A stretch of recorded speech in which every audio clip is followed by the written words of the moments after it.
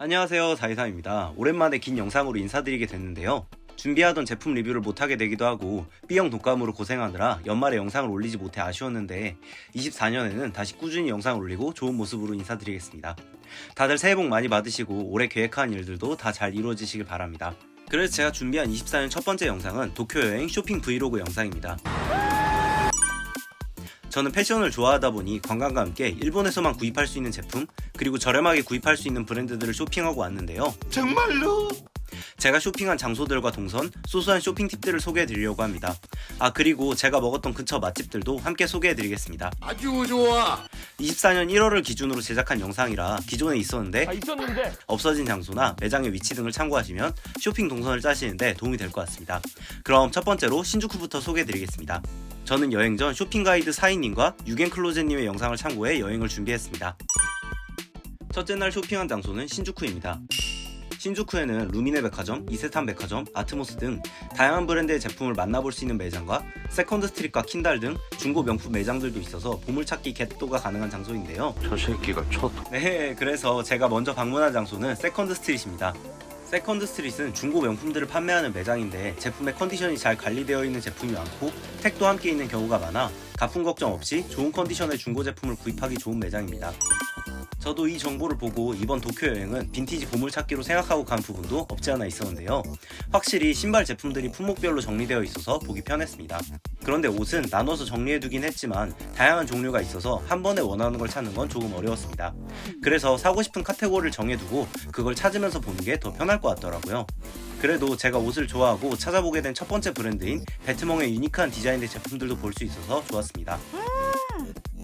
다음으로 레그태그에 방문했는데요. 세컨드 스트릿과 마찬가지로 중고 명품 제품들을 취급하는 매장이고 세컨드 스트릿 바로 앞에 있어서 동선상으로 아주 좋습니다. 아주 좋소. 그리고 브랜드별로 제품을 정리해둬서 보기 편했습니다. 관리가 잘 된 니들즈 트랙 팬츠도 보였는데 저렇게 컬러별로 정리되어 있어서 관심 있으신 분들은 참고하시면 좋을 것 같습니다. 네, 그리고 바로 앞에 규카츠로 유명한 한국인에게 오토무라 규카츠도 있으니 쇼핑하고 배고프신 분들은 여기서 점심이나 저녁을 드셔도 좋을 것 같습니다. 제 입맛엔 정말 맛있더라고요. 그리고 레그태그에서 도보 5분 거리에 큰 규모의 러쉬 매장이 있습니다. 일본 러쉬가 한국보다 가격이 저렴해서 여행 오신 분들이 많이 구입한다고 하셔서 저도 한번 가봤는데요. 확실히 큰 매장이라 그런지 다양한 종류의 젤과 베스밤 제품들이 있었습니다. 그리고 일본 러쉬도 저렇게 직접 제품을 사용하는 것도 보여주는데 역시 러쉬는 강한 자들만 살아남는 것 같아서 저는 조금 힘들더라고요. 그리고 일본에 온 김에 스투시 도쿄 제품이 있으면 하나 사는 것도 좋겠다고 생각해서 6분 거리에 루미네 백화점을 방문했습니다. 그런데 직원분들에게 여쭤보니 스투시 매장은 이제 운영하지 않는 것 같더라고요. 너니? 예전엔 6층에 스투시 매장이 있었는데 현재는 없으니 없어요. 혹시 여행 계획을 세우시는 분들은 참고하시면 좋을 것 같습니다.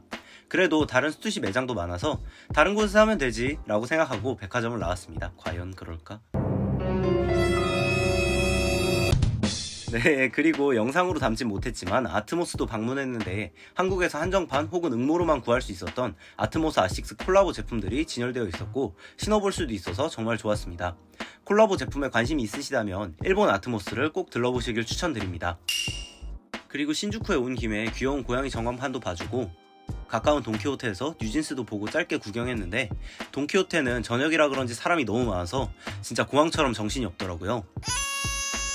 돈키호테는 도심 지역엔 많이 있으니 사람 많은 게 힘드신 분들은 낮 시간에 방문해 보시는 것도 좋을 것 같습니다.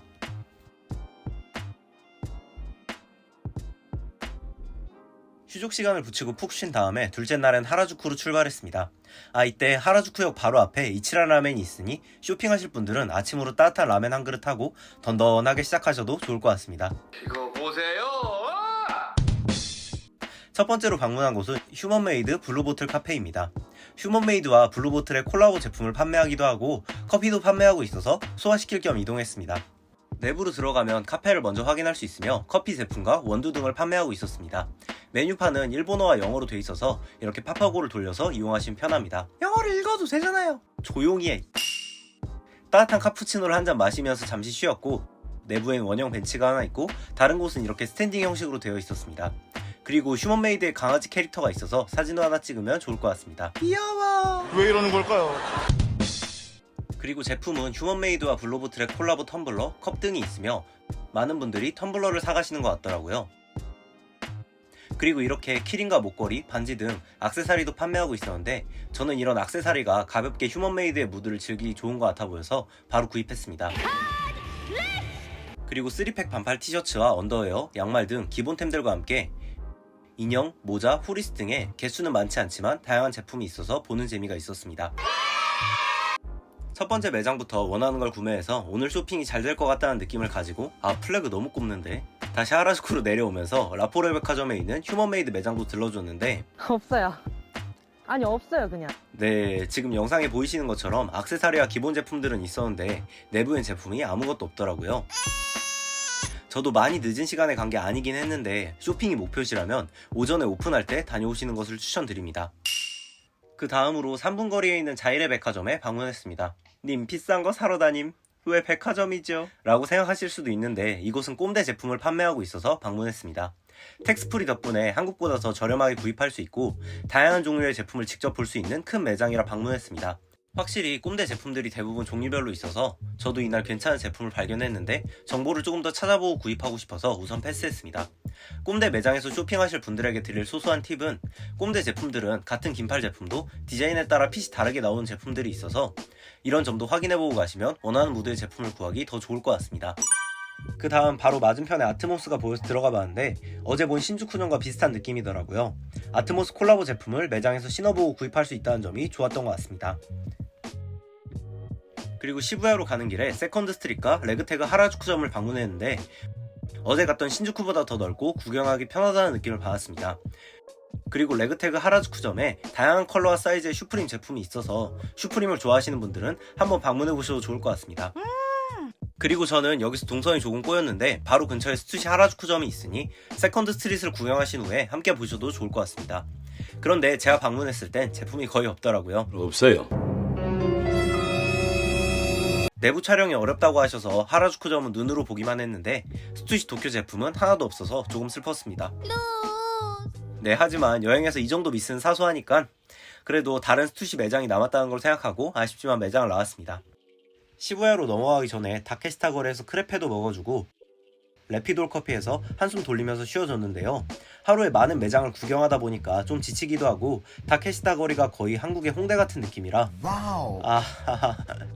밖에서 너무 기빨리셨다면 조용하고 편한 무드의 카페에서 잠깐 힐링하고 이동하시는 것도 추천드립니다. 좋다.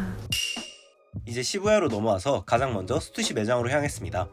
그런데 여기 매장도 아니 없어요 그냥. 네, 앞서 방문했던 스투시 매장들보다는 다양한 제품이 있긴 했지만 티셔츠 제품들은 사진에 보이시는 것처럼 몇 종류 있으나 다양한 제품을 보기는 어렵더라고요.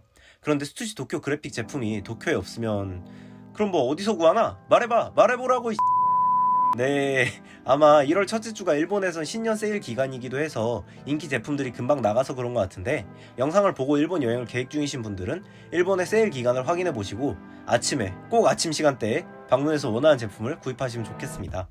네, 그리고 도보 1분 거리에 슈프림 매장이 있어서 방문해봤는데요. 응대가 불친절하다는 후기가 많아서 조금 걱정했는데 들어와도 저를 거의 신경 안 쓰시길래 오히려 좋다고 생각하고 편하게 구경하고 나왔습니다. 그런데 여기도 기본템이나 일부 액세서리를 제외하면 제품이 별로 없어서 다양한 제품을 보지는 못해서 조금 아쉬웠지만 사진을 알차게 남기고 이동했습니다. 그 다음으로 파르코 백화점으로 이동해 휴먼메이드 매장을 확인해봤는데요. 네, 영상에 보이시는 것처럼 벽면에 걸린 후리스 제품과 기본 3팩 티셔츠만 남아있었습니다. 꼭 쇼핑은 원하는 매장을 정한 후에 오전에 더 이상 자세한 설명은 생략한다. 그리고 키스 매장도 있었는데 줄이 너무 길고 지쳐서 저는 패스했습니다만 스니커즈 제품을 좋아하시는 분들은 방문해보시길 추천드립니다. 이렇게 첫 끝발이 개끝 첫 쇼핑 이후 연전연패했지만 시부야 밤거리도 구경하고 맛있는 것도 먹으면서 재밌게 둘째 날을 마무리했습니다. 그리고 저는 기억하고 있는 가게들을 위주로 쇼핑해서 동선이 조금 꼬였는데 동선을 정리해둘 테니 영상을 시청하시는 분들은 조금 더 편하게 여행하시면 좋을 것 같습니다.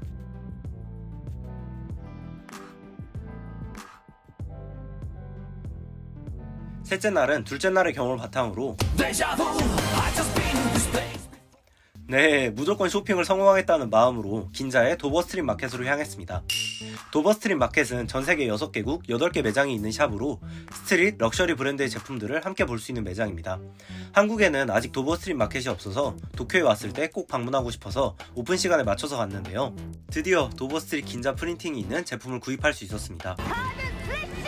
어제 봤던 하라주쿠, 시부야 스투시에 비해 레터링 프린트 티셔츠도 있고 후드티도 있어서 고를 수 있는 게 있어서 정말 좋더라고요. 네, 정말로. 아니요, 사실 이번엔 도버스트릿 긴자 온라인샵에서 본 제품이 있어서 매장에 있으면 바로 집어오려고 했는데 없어요. 네, 온라인 오프라인 재고 관리를 따로 하는 것인지 매장에 제가 찾던 도버스트릿 스투시 월드투어 맨투맨은 찾을 수 없더라고요. 그래도 어제와 비교하면 너무 만족스러운 소비였어서 기분 좋게 결제하고 같은 층의 베이프 제품들도 구경했습니다. 베이직한 그래픽부터 개성 넘치는 제품까지 종류가 다양해서 이날 조금 쇼핑하는 느낌이 나고 좋더라고요. 그리고 도버스트릿 마켓에서만 구입할 수 있는 티셔츠 제품들과 다양한 종류와 사이즈의 꼼대 제품들도 볼 수 있었습니다. 다른 꼼대 매장에서 쇼핑에 실패하셨다면 도버스트릿 마켓에서 꼼대 제품을 구입해보시는 것도 좋을 것 같습니다. 그리고 주변에 명품 매장들도 많아서 해외에 나온 김에 럭셔리 제품들을 보고 싶으신 분들은 긴자에서 쇼핑하셔도 좋을 것 같습니다. 그리고 아케하바라를 갔다가 메이드 카페도 가보고 시부야에 들러서 야끼니쿠도 먹고 셋째 날을 마무리했는데요. 이번 영상은 쇼핑 브이로그 영상이니 관광 관련 내용은 다음 영상으로 소개드릴 테니까 조금만 기다려주시면 좋을 것 같습니다. 조금만 기다려. 마지막 날에는 쇼핑해보면서 아쉽거나 생각나는 곳들을 다시 한번 방문했는데요. 저는 하라주쿠를 재방문했습니다. 그런데 이날 휴먼메이드의 24SS 제품들이 발매하는 날이라 엊그제와 달리 사람들이 엄청 많이 줄 서 있더라고요. 여기서 웨이팅 장인 423은 바로 웨이팅 줄을 서서 1시간 정도 대기 후 들어갔는데 24년 의류 제품들과 가방들이 있었는데 의류는 제가 좋아하는 스타일이 아니라 패스했고 가방은 피팅해보고 고민하다가 두고 나왔습니다. 뭐요? 1시간을 기다린 게 아쉬울 수도 있지만 그렇다고 꼭 제품을 사야 하는 것도 아니고 정말 마음에 드는 게 있다면 구입하겠다는 마음으로 쇼핑을 간 거라 큰 후회는 없었는데 영상을 시청하시는 분들도 자신만의 기준을 가지고 쇼핑하시면 더 현명한 소비가 되지 않을까 싶습니다. 그리고 둘째 날에 너무 정신없어서 놓쳤던 슈프림 하라주쿠점도 방문했습니다. 시부야 슈프림보다는 제품이 있긴 했는데 정말 갖고 싶은 디자인의 제품이 없어서 짧게 보고 나왔습니다. 마지막으로 자이레백화점 꼼데를 재방문해서 아른거리던 제품들을 마지막으로 사이즈 비교해보고 구입했습니다. 소소한 팁으로 위에 걸치는 옷들은 피팅이 가능하지만 티셔츠나 롱슬리브 제품들은 입어볼 수 없으니 평소 본인이 자주 입는 옷의 사이즈 정보를 가지고 가서 비교해보시면 좋을 것 같습니다. 그리고 제품의 사이즈를 물어보면 직원분께서 이렇게 알려주기도 하셔서 사이즈가 궁금하신 분들은 참고하시면 좋을 것 같습니다. 오늘은 이렇게 일본 도쿄 여행 쇼핑 브이로그를 진행하면서 지역별 쇼핑 장소를 소개드리는 시간을 가졌는데요. 가져간 총알에 비해 많은 제품을 사진 못했지만 다양한 무대의 옷들도 볼 수 있었고 어릴 때부터 관심 있던 브랜드의 예전 제품들도 볼 수 있어서 저한테는 나름 알찬 쇼핑이었던 것 같습니다. 전보다는 많이 오르긴 했지만 그래도 아직 엔저기도 하고 텍스프리 덕분에 확실히 가격대가 있어도 기분 좋게 쇼핑할 수 있었습니다. 제가 구입한 도쿄 여행 쇼핑 리스트는 다음 영상에서 소개드릴 예정이니까 조금만 기다려주시면 좋을 것 같습니다. 그리고 영상에서도 설명드렸지만 여행 전 일본의 세일 시기를 확인해주시면 저보다 더 성공적인 쇼핑 여행이 되시지 않을까 싶습니다. 그리고 여행 온 김에 다양한 제품을 구입하셔도 좋지만 자신만의 쇼핑 기준을 가지고 쇼핑해보시는 것도 추천드립니다. 영상으로 소개해드린 동선과 매장을 참고하셔서 즐거운 쇼핑 계획을 세우시면 좋겠습니다. 그럼 다음번에도 제가 경험하고 느낀 점들을 바탕으로 도움이 될 수 있는 제품 추천 및 코디 영상으로 돌아오겠습니다. 구독과 좋아요는 항상 영상 제작에 큰 힘이 되니까 한 번씩 부탁드리면서 저는 도쿄 여행 쇼핑 리스트 영상으로 찾아뵙겠습니다. 다들 새해 복 많이 받으시고 건강 잘 챙기시길 바랍니다. 감사합니다.